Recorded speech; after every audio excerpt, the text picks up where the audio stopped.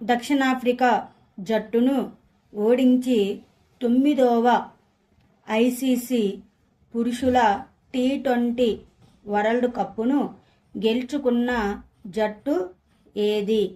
India. ఇటీవల ఏ రాష్ట్ర ప్రభుత్వం ముఖ్యమంత్రి కిసాన్ సమ్మాన్ నిధి పథకాన్ని ప్రారంభించింది? రాజస్థాన్. ఇటీవల ఏ దేశం తన మొత్తం జంతుజాలం యొక్క చెక్ లిస్టును సిద్ధం చేసిన ప్రపంచంలోనే మొదటి దేశంగా అవతరించింది? ఇండియా. ఇటీవల వార్తల్లో కనిపించిన అమీబిక్ మెనింగో ఎన్సెఫాలిటిస్ అంటే ఏమిటి? కేంద్ర నాడీ వ్యవస్థ యొక్క అరుదైన, సాధారణంగా ప్రాణాంతకమైన ఇన్ఫెక్షన్. ఇటీవల వార్తల్లో కనిపించే మినామి టోరిషిమా ద్వీపం ఏ సముద్రంలో ఉంది? పసిఫిక్ మహాసముద్రంలో ఉంది. మహారాష్ట్రలోని ఏ వన్యప్రాణుల అభయ అరణ్యం అడవి మంటలను ముందస్తుగా గుర్తించడానికి అధునాతన ఆర్టిఫిషియల్ ఇంటెలిజెన్స్ వ్యవస్థను ప్రవేశపెట్టింది? పెంచ్ tiger reserve.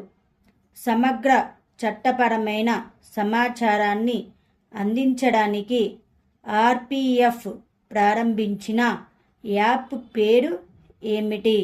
Sanjnan app. Pakistan ప్రధానంగా ఏ దేశంతో వివాదానికి సంబంధించిన హింసను ఎదుర్కోవడానికి ఆపరేషన్ ఆజ్ ఈ ఇస్తెహకం ప్రారంభించింది? ఆఫ్ఘనిస్తాన్. ప్రస్తుతం భారతీయ జానపద మరియు గిరిజన కళను ప్రదర్శించే హునార్ ప్రదర్శనను ఏ నగరం నిర్వహిస్తుంది? దుబాయ్ నగరం.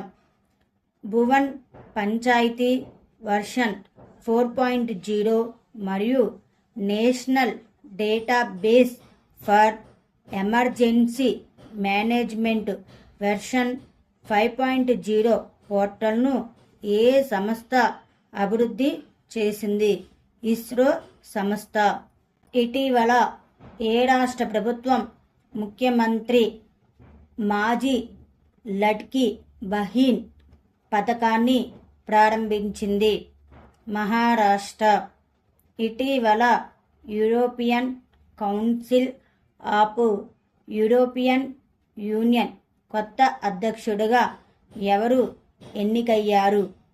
ఆంటోనియో కోస్తా.